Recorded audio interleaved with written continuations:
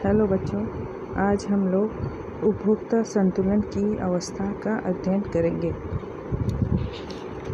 जैसे कि पिछली कक्षा में हमने अध्ययन किया था कि एक वस्तु की स्थिति में उपभोक्ता का संतुलन कहाँ पाया जाता है, उसी प्रकार जैसे हम जानते हैं कि उपभोक्ता कभी भी एक वस्तु का उपभोग नहीं करता, वो हमेशा एक से अधिक वस्तुओं का उपभोग करता है। यदि उस अवस्था में उपभोक्ता एक से अधिक वस्तुओं का उपभोग करे तो वह अपने आप को किस बिंदु पर संतुलन की अवस्था में प्राप्त करता है, इसका अध्ययन हम लोग आज करेंगे। एक वस्तु की स्थिति में हमने अध्ययन किया था कि संतुलन की अवस्था वो होती है जहाँ वस्तु की सीमांत उपयोगिता उस वस्तु को खरीदने के लिए खर्च की गई मुद्रा की सीमांत उपयोगिता के बराबर हो जाती है, या वस्तु की सीमांत उपयोगिता बटा वस्तु को खरीदने के लिए खर्च की गई मुद्रा की सीमांत उपयोगिता बराबर उस वस्तु की कीमत। अगर यह रेशियो, यह अनुपात हमें मिलता है तो यह भी वो अवस्था होती है जहां हमारा उपभोक्ता संतुलन की अवस्था में होता है। लेकिन क्योंकि हम जानते हैं कि उपभोक्ता एक से अधिक वस्तुओं का उपभोग करता है, तो वैसी स्थिति में हमारा उपभोक्ता संतुलन की अवस्था में उस बिंदु पे होता है जहाँ पर वह जितने भी वस्तुओं का उपभोग कर रहा हो उससे प्राप्त सीमांत उपयोगिता बटा उसकी कीमत जो है वह एक दूसरे के बराबर हो एवं वह अंत में मुद्रा की सीमांत उपयोगिता के बराबर हो जाती है। जैसे उपभोग की जाने वाली वस्तुओं की कीमतें एक समान होना और उपभोग की जाने वाली वस्तुओं की कीमतें असमान होना। एक से अधिक वस्तुओं के संतुलन की अवस्था में दो अवस्था हम लोग देख सकते हैं, दो अवस्था या दो स्थितियां उत्पन्न हो सकती हैं। पहली स्थिति क्या है कि अगर वस्तु जिसका उपभोग कर रहा है हमारा उपभोक्ता, वो जितनी भी वस्तुओं का उपभोग कर रहा है सबकी कीमतें समान हों, और ऐसी भी हो सकती है कि जितनी वस्तुओं को वो उपभोग कर रहा है सबकी कीमतें असमान हों। तो अगर जितनी वस्तुओं का वो उपभोग कर रहा है सबकी कीमतें समान हो तो किस अवस्था में वह अपने आप को संतुलन में प्राप्त करता है। इसको हम ऐसे कह सकते हैं कि उपभोग की जाने वाली सभी वस्तुएं जो हमारा उपभोक्ता उपभोग कर रहा है वह अगर एक समान होती है तो एक उपभोक्ता इस अवस्था में उस बिंदु पर संतुलन में होता है जहाँ पर प्रत्येक वस्तु की अंतिम इकाई से प्राप्त होने वाली सीमांत उपयोगिता एक समान हो अथवा वह मुद्रा की सीमांत उपयोगिता के बराबर। उपभोक्ता संतुलन से हम लोग इस प्रकार लिख सकते हैं, उपभोक्ता संतुलन। सपोज मान लेते हैं कि उपभोक्ता XYZ 3 वस्तुओं का उपभोग कर रहा है, तो संतुलन की अवस्था में हम इसको कैसे परिभाषित करेंगे। उपभोक्ता संतुलन बराबर MUX बराबर MUY बराबर MUZ बराबर MUM। यहाँ पर MUX जो है X वस्तु की अंतिम इकाई से प्राप्त सीमांत उपयोगिता है, MUY जो है Y वस्तु की अंतिम इकाई से प्राप्त सीमांत उपयोगिता है, एवं MUZ जो है Z वस्तु से के अंतिम इकाई से प्राप्त सीमांत उपयोगिता है, और MUM जो है वह मुद्रा की सीमांत उपयोगिता है।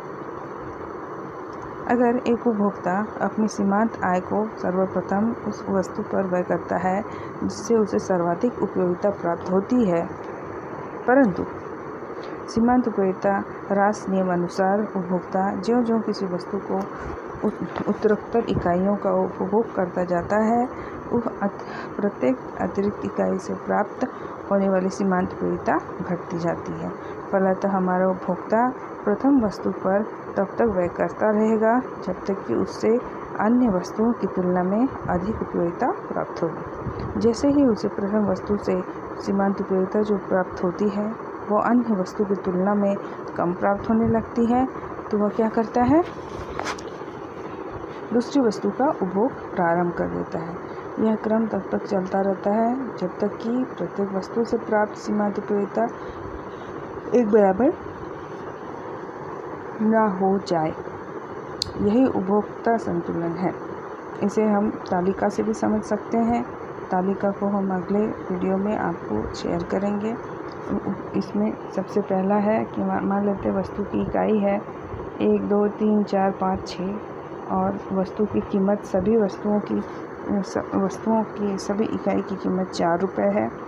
ठीक है, और हमारे पास 2 वस्तु है, x है और वस्तु y है, और x वस्तु की कीमत भी 4 रुपये है और y वस्तु की कीमत भी 4 रुपये है।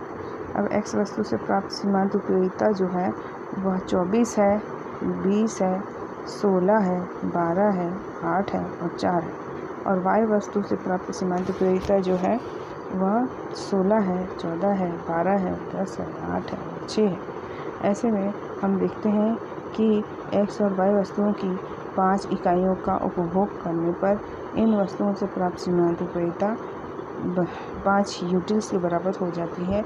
अतः x तथा y वस्तु की 5 इकाई का उपभोग से उपभोग को अधिकतम संतुष्टि प्राप्त होगी। मतलब देखिए पाँचवीं इकाई में x की भी सीमांत उपयोगिता 8 है और y की भी सीमांत उपयोगिता 8 है। तो अर्थात पाँचवें दोनों वस्तु का 5-5 इकाई का उपभोग करेगा तो उसकी कुल सीमांत उपयोगिता वो संतुलन की अवस्था में अपने आप को प्राप्त करेगा। और अगर इस तालिका के अनुसार से हम लोग चित्र बनाएं, x अक्ष में हम वस्तु x की इकाई लें और वस्तु की इकाई लें और y अक्ष में हम दोनों वस्तुओं की सीमांत उपयोगिता को प्लॉट करें तो हमें 2 ग्राफ मिलेगा, एक x की सीमांत उपयोगिता का ग्राफ और एक y की सीमांत उपयोगिता का ग्राफ। और ये दोनों जो रेखा मिलेगी वो एक दूसरे को ऐसे बिंदु पे काट रही है जहाँ दोनों की सीमांत उपयोगिता अर्थात 8 के बराबर है और उनकी इकाई 5 है। उपरोक्त तालिका से हम ये समझ रहे हैं कि x अक्ष पर उपभोग की इकाइयों को अगर हम रखें और y अक्ष पर सीमांत उपयोगिता को रखें तो x वस्तु की सीमांत उपयोगिता और y वस्तु की सीमांत उपयोगिता MUx है और MUy है। पुनः रेखा चित्र से यह भी स्पष्ट हो रहा है कि ई बिंदु वो वैसी बिंदु है जहाँ x वस्तु की सीमांत उपयोगिता y वस्तु की सीमांत उपयोगिता के बराबर हो जाती है और वह उनकी रेखा एक दूसरे को काटती है।